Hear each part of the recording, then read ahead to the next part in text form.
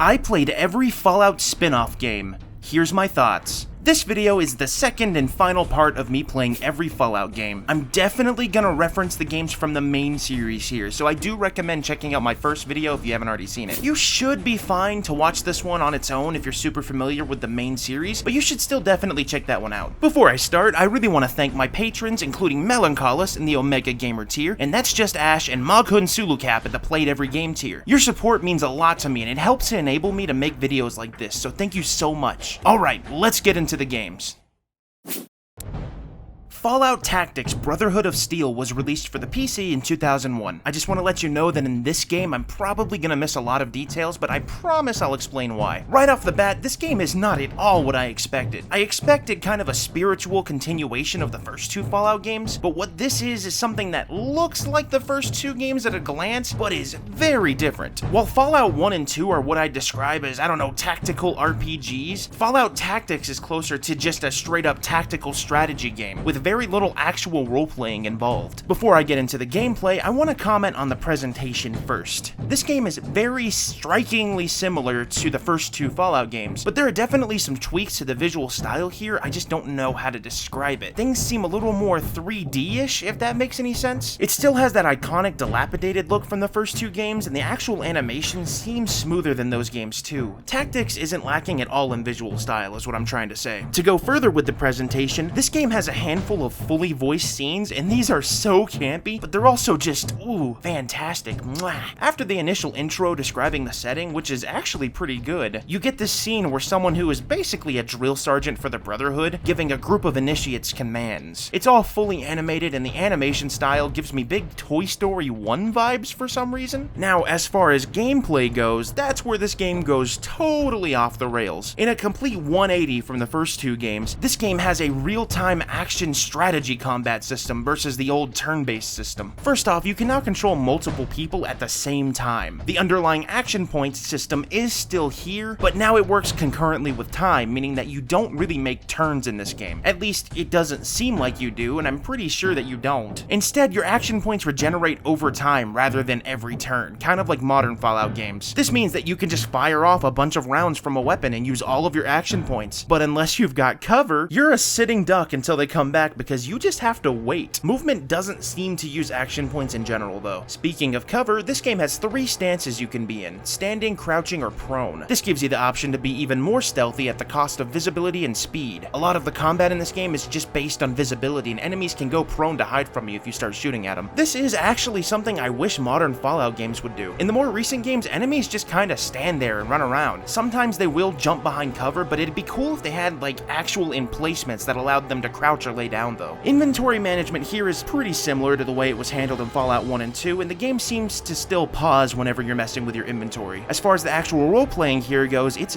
very light. You create a character, but it feels a lot more like you're just customizing an existing character in this one. All of the characters you can recruit are preset too, with no real input from you. There is dialogue in the game, at least from what I saw, but it's mostly just blurbs from people. Occasionally you can speak to someone with actual text boxes, but it seems to be the outlier rather than the norm. They also got rid of the big dumb 3D animated faces too. So now we're at the part where I explain to you why you're only seeing footage from the first mission. I simply could not progress in this game thanks to a myriad of technical problems. For starters, simply getting this game to run was a nightmare. Launching it gave me all sorts of errors, and then when I finally got it running after like 2 hours, it decided it'd be fun to, I don't know, crash every few minutes. I tried validating my install, looking online for fixes, and I even reinstalled the game multiple times, but it just did not want to work properly. This is the version on Steam, for the record. I know people who have been able to play the game from start to finish with 0 problems on Steam, so I have no idea what the deal was. Maybe it's because I'm on Windows 11? I don't know. I assumed it would run just fine like the first two, but apparently Tactics uses a completely different engine. Either way, the footage that you're seeing here is basically a playthrough of the first mission being held together by the duct tape that is saving every minute or so and magical video editing. I'm sorry I couldn't play more here, but it is what it is. There were other modes in this game, which is kind kind of a breakoff from the first two games. In the single-player menu, there was the option for custom campaigns and custom missions. Custom campaigns didn't make much sense to me. I assumed people could create them and share them online at some point, but the mode just sent me into some weird file browser. Custom missions seemed to be a mode where you could host custom scenarios and invite others to play them with you, including time of day modifiers, stat modifiers, and more. It even looks like there's the option to make it turn-based just like the last two Fallout games. Unfortunately, I wasn't able to play this mode either because when I loaded into a mission, it just wouldn't fully render the maps. I tried every single map, but it just gave me a black screen and I wasn't able to find any answers online. This is honestly a real bummer for me because I'm legitimately worried people will think that I'm faking these problems to, I don't know, avoid playing this game. But I'm being 100% truthful when I say I really tried. Anyways, my overall impression from what I was able to play, Fallout Tactics probably is good for those who don't mind the classic Fallout style of gameplay, but if you're also a fan of the in-depth role-playing mechanics, you definitely will not find that here. To my knowledge, this game isn't canon though, and I personally can't really enjoy the gameplay in this even with the tweaks. Someone who liked the first two games for their combat will still definitely enjoy this, at least assuming the turn-based nature wasn't their favorite part.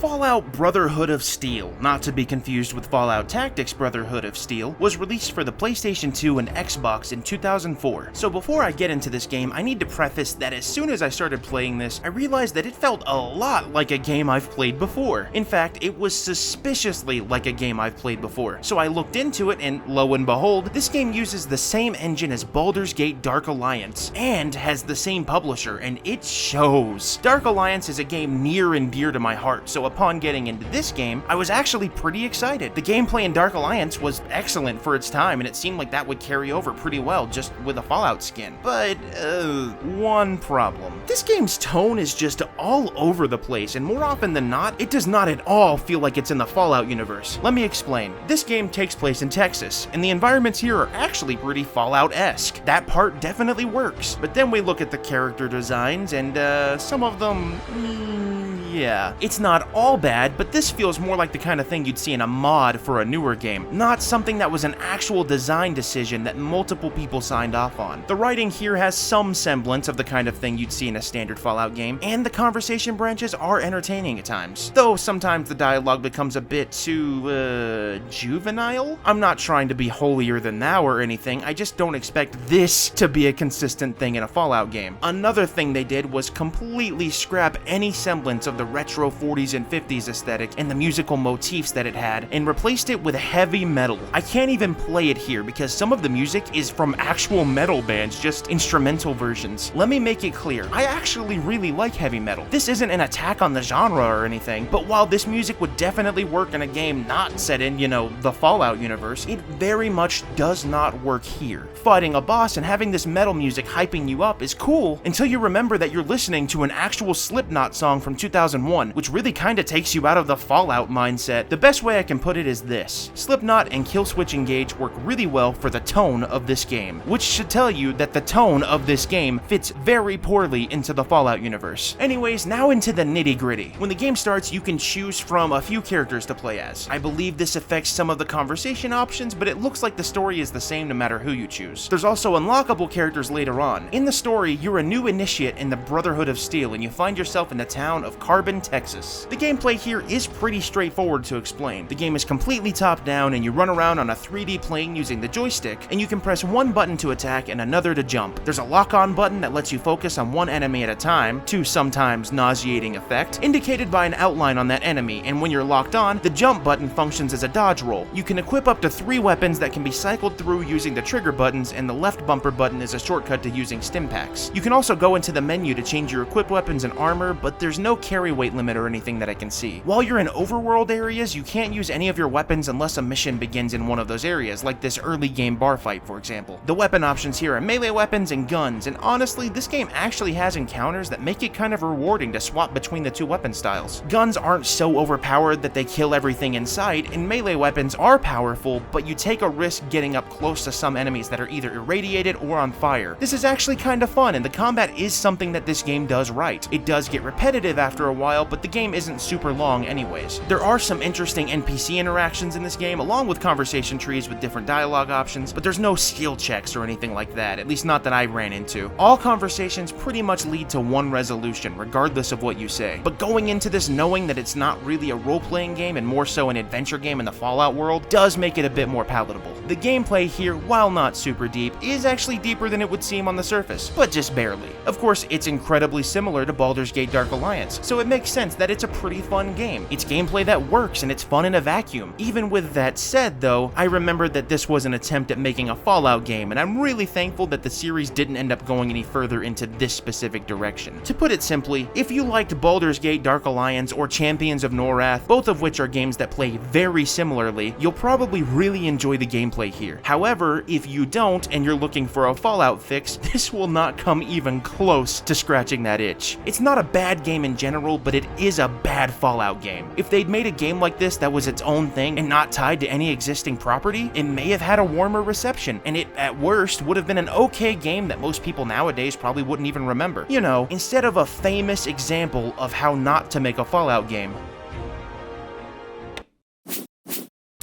Fallout New Vegas is a famous example of exactly how to make a Fallout game, and was released in 2010 for PC and consoles. Now, there seems to be a large number of people who vehemently disagree with me about New Vegas being a spin-off. While I completely understand why, let's quickly go over my personal reasoning. For starters, this game was developed by Obsidian Entertainment, so naturally, a lot of the people who worked on Fallout 1 and 2 were involved in this game's development too. On top of that, New Vegas features multiple callbacks to the first two Fallout games.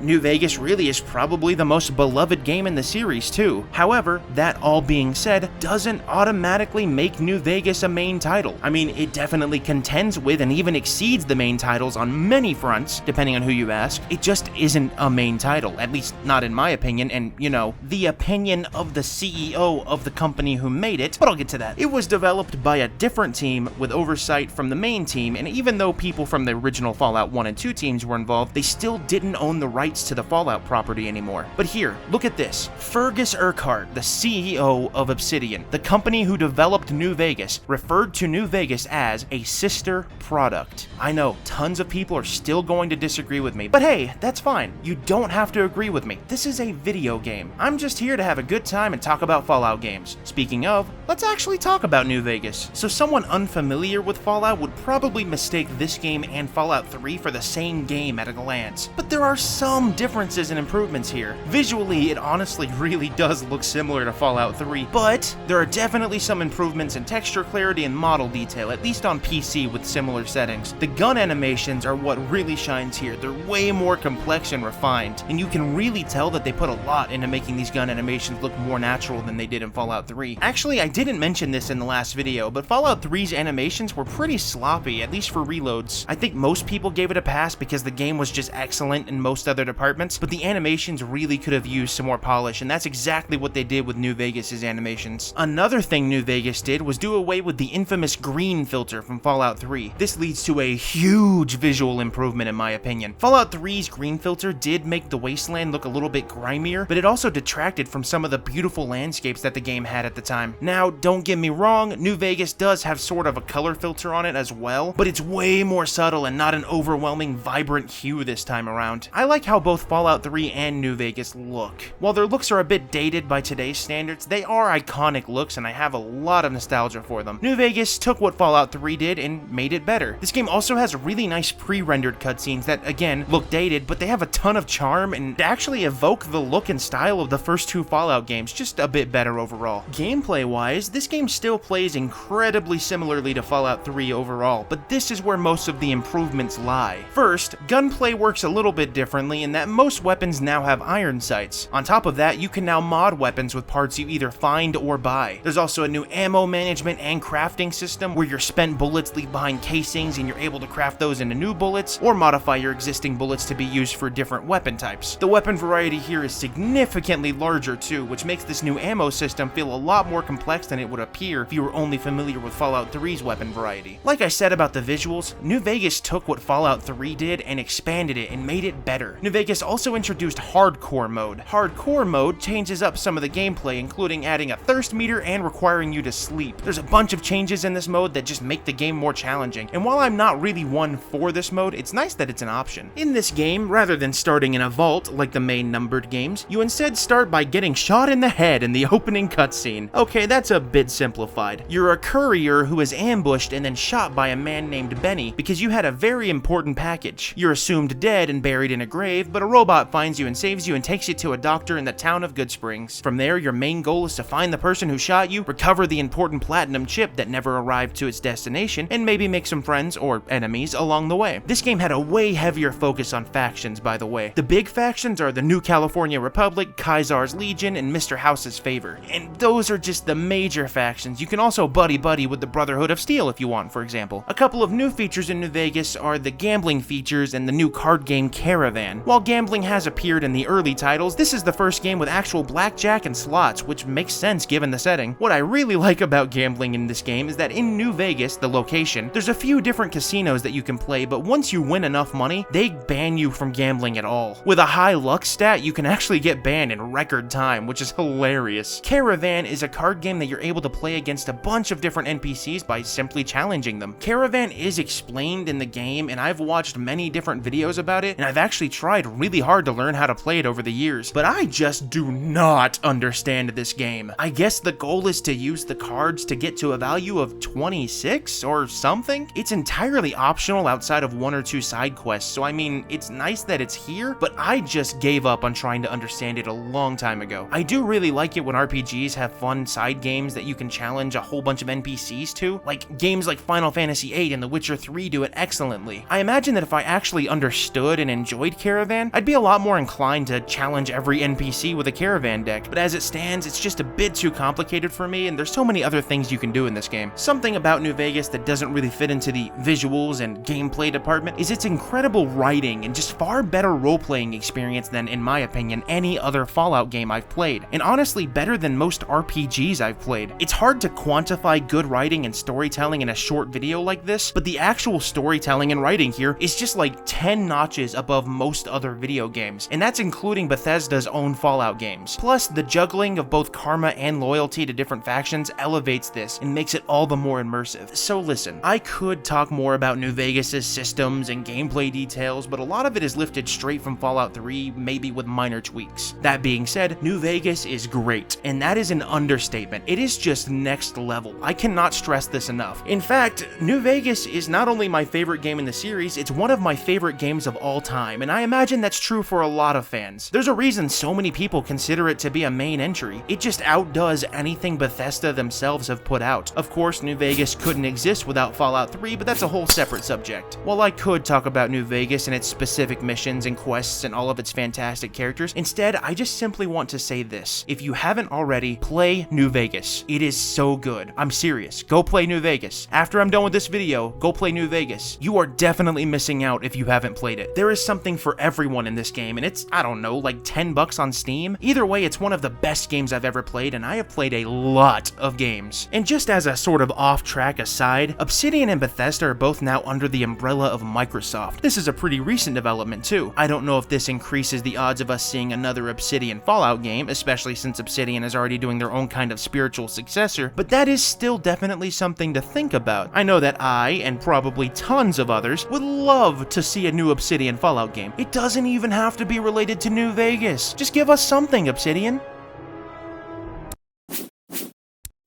Fallout Shelter was released for mobile devices in 2015, with ports to PC and consoles coming later in 2016 through 2018. Weirdly, it's also available natively on Teslas for some reason. This game was sort of a tie-in to Fallout 4 and was released around the same time. This actually shows in that some of the concepts in this game are similar to those in Fallout 4's settlements. Visually, this game is a blend of 3D environments with 2D characters. I actually kind of like this look. The 2D characters are in the exact same style as Vault Boy, and it actually looks really good in motion. ocean. The 3D stylized backgrounds work with the 2D artwork somehow. They kind of have this watercolor look to them, and it's just a fun blend of styles that has this clear lightheartedness to it. This game, in essence, is kind of a settlement management game, and the settlement is a vault, and the management is trying your damnedest to keep your vault dwellers alive. So the goal is to build and expand your vault. As you do this, dwellers move into the vault, and they all have their own special stats. Different rooms in the vault supply different resources, and the main three are electricity, food, and water. Each room has a specific stat affinity, and placing dwellers who are strong in that stat leads to better productivity. You can drag around and relocate any dweller at any time too. Every room has a timer, and this timer shows you how long it'll take for you to be able to harvest that room's resource. You can use caps that you earn to level up rooms and to combine the rooms to increase resource production too. While waiting on the timer, you can also try to rush the resource, but there is a chance that the rush will fail and something catastrophic will happen. These catastrophic events include fires breaking out and rad roach infestations, both of which can spread to other rooms if they're not contained. There's also something random that can happen that I don't think is related to the failures, and that's raider invasions. Raiders will sometimes break through your vault doors and attack your people. Anyways, completing tasks and leveling up dwellers earns you caps, and those caps can be used to build more rooms, like I mentioned earlier. However, you always have to keep in mind that as your vault grows in both size and population, so do the resource demands. Your dwellers' happiness is based on how fed and watered they are, and the vault can only make resources if you're generating enough electricity. At the end of the day, it's pretty much just a resource management sim. There's some additional fun stuff you can do here though. One of the rooms you can build is the living quarters, and here you can put two dwellers together, and after a certain amount of time, they'll make a baby, which will increase your vault population. Hitting population milestones allows you to build more rooms, which means you can gather more resources and create new items like stim packs and rataways. There's a lot of rooms that you can unlock here, and I haven't even come close to unlocking them all. Since the arrival of new dwellers seems kind of random, it takes a pretty long time to increase your population, even if you're constantly making them have babies. While you can have your dwellers work their lives away in the vault, you can also send them out into the wasteland to collect resources. While they're away, they keep a live journal of their exploits along with any items and caps they've collected. Once you feel like they've explored or collected enough, you can recall them to the vault. Depending on how far they've traveled, this can take a considerable amount of time. There's also a secondary mission type when you unlock the Overseer's office, and these are significantly more hands-on. In these, you can send teams to explore new areas, and you get direct control over the exploration element here. All of the dwellers in this game can be customized with any weapons and equipment that you've unlocked from either lunchboxes, which are an unlockable loot box type system, or having dwellers explore the wasteland. On top of that, dwellers can die both in the vault and in the wasteland if they take enough damage or starve for long enough. When they die, you can either spend caps to revive them or just remove them from the vault. I haven't played this specific save for more than like 20 hours, but so far, using the caps seems more than worth it because of how slowly I'm getting new dwellers. Oh, and I don't really know where to mention this, but the ambient dialogue from the dwellers is top-notch writing, and it really elevates this game. It's got a lot of charm to it. You can get legendary dwellers, which are named characters from previous Fallout games, but I unfortunately wasn't able to get any for this video. I even tried to buy the starter pack thing, but I guess the store page on Steam doesn't exist anymore, so all I had were normal dwellers like him and her. So really, Fallout Shelter is a fun little game. I played it on my phone way back when Fallout 4 came out, and I remember getting a pretty good ways into it before eventually dropping it. I think I just forgot about it. While I do like how charming it is, I don't know if I'd enjoy playing this long term. It is fun in short bursts though, and it does scratch that management sim itch I get sometimes. So I guess if you like Fallout, or you like sim games, or you like both, this game will be right up your alley.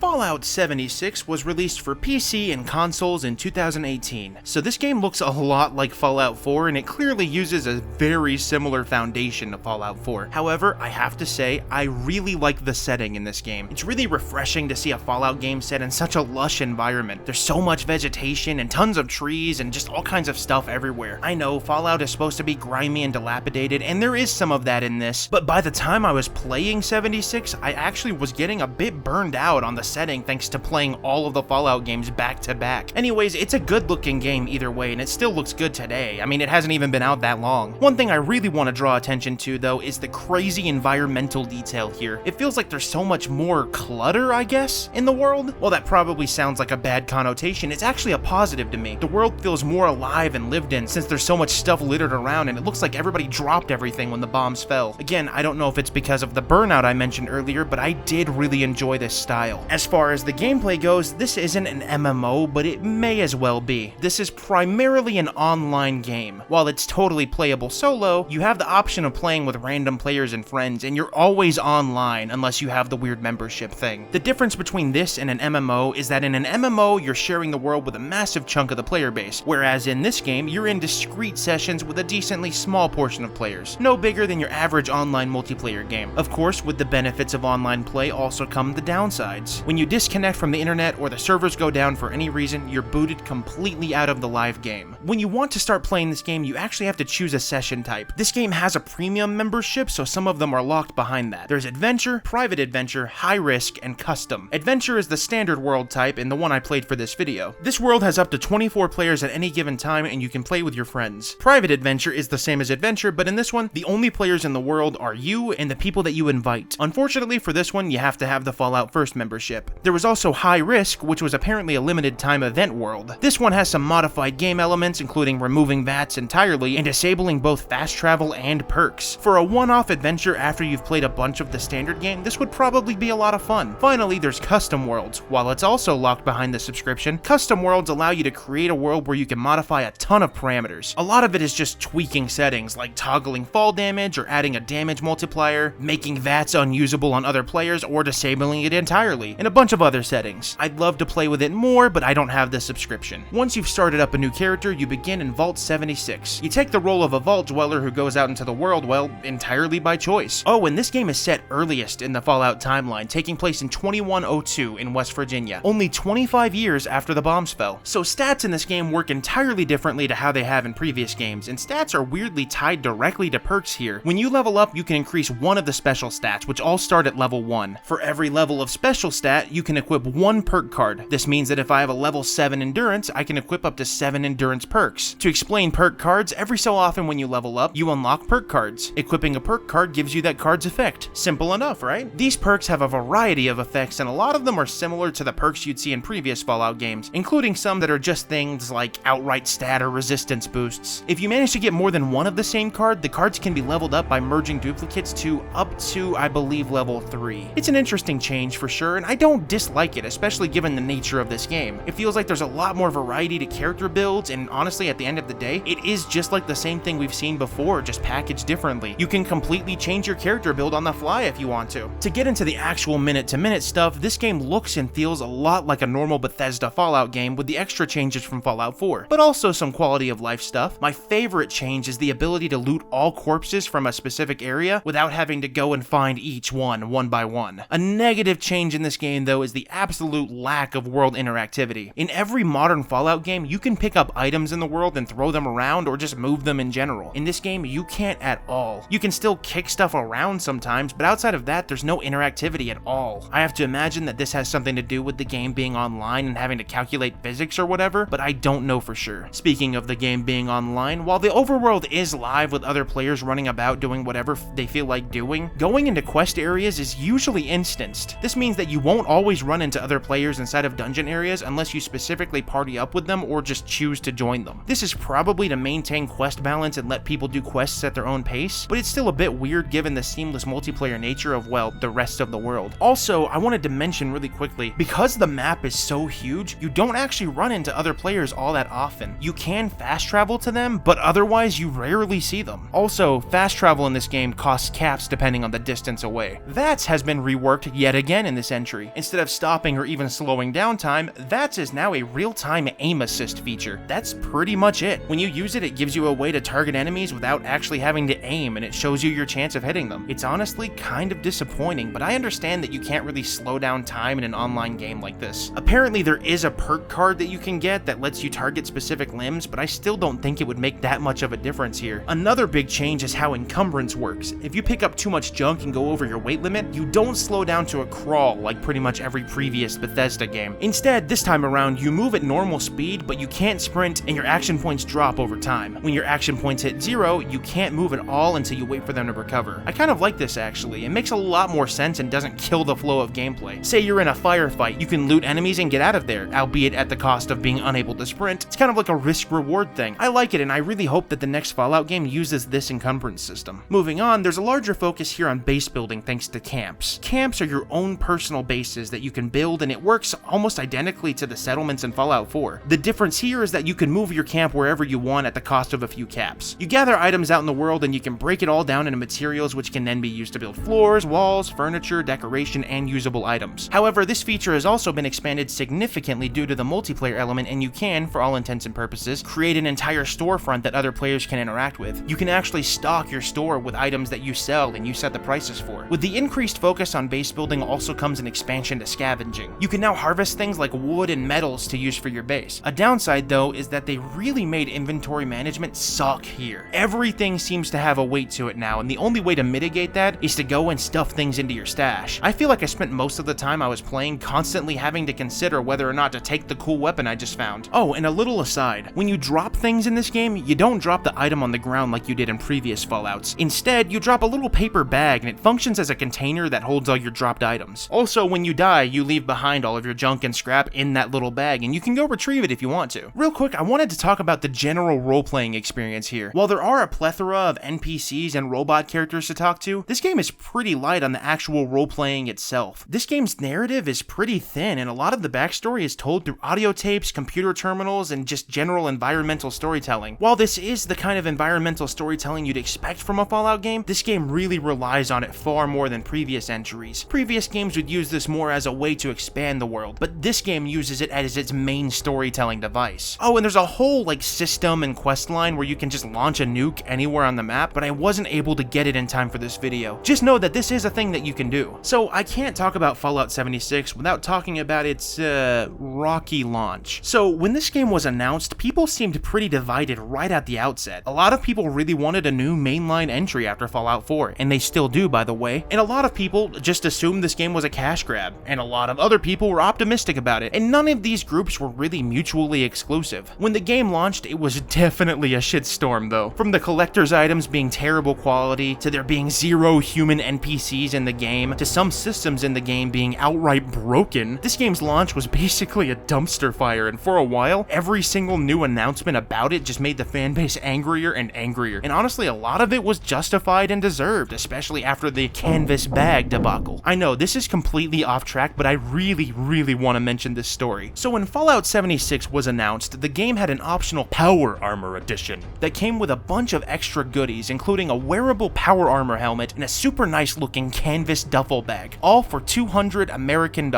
So the game comes out and people start receiving their Power Armor Editions, and lo and behold, they find out that their bags are not at all a nice canvas as advertised, but instead a way cheaper plasticky nylon. These people were justifiably upset and demanded answers from Bethesda, so they started reaching out through Bethesda's online official support center. Eventually, they would receive a response, and here is that response verbatim. Hello, we are sorry that you aren't happy with the bag. The bag shown in the media was a prototype and was too expensive to make. We aren't planning on doing anything about it. On top of this, it was discovered that Bethesda had sent actual canvas bags to influencers and content creators for promotion. So of course, that was that, and people just accepted their nylon bags and moved on with their lives.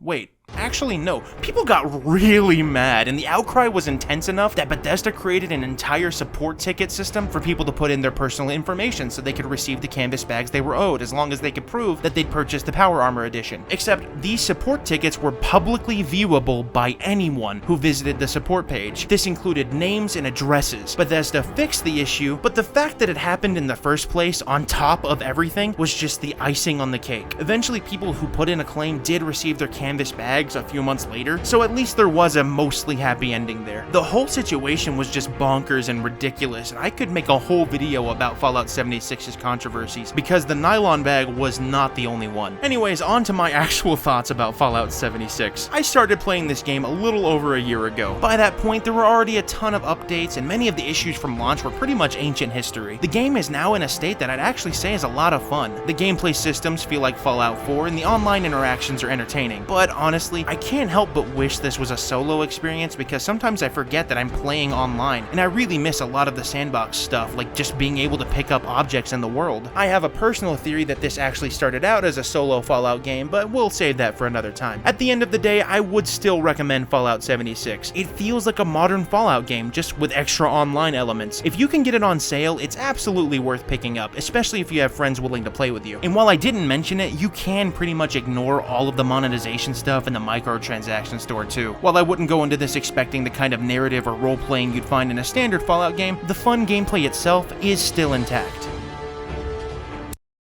I really don't know how to close this one out without just saying Fallout is a damn good series. That's the best way I can put it all in one sentence. Yeah, they've had a couple of missteps, but the lows aren't really even that low, and the highs, whoo boy, they are so high. They're out of this universe. I love this series, and while it's not my absolute favorite series of all time, it's definitely up there. My favorite title overall is New Vegas, but honestly, I liked at least something from every game. 1 and 2 had great writing, Tactics had an interesting spin on 1 and 2's systems, Brotherhood of Steel had solid gameplay, 3 revolutionized the series, New Vegas went above and beyond in pretty much every department, Shelter took a weird but welcome new direction for a mobile title, 4 had some really awesome quality of life improvements, and 76 expanded on what 4 did while also introducing online elements to the series. All in all, Fallout's great and I can't wait to see what Bethesda does next. So yeah, thank you so much for watching. I'm hard at work at the next video already, and the next video is an extra special one, so keep an eye out for it. And as always, have a fantastic day.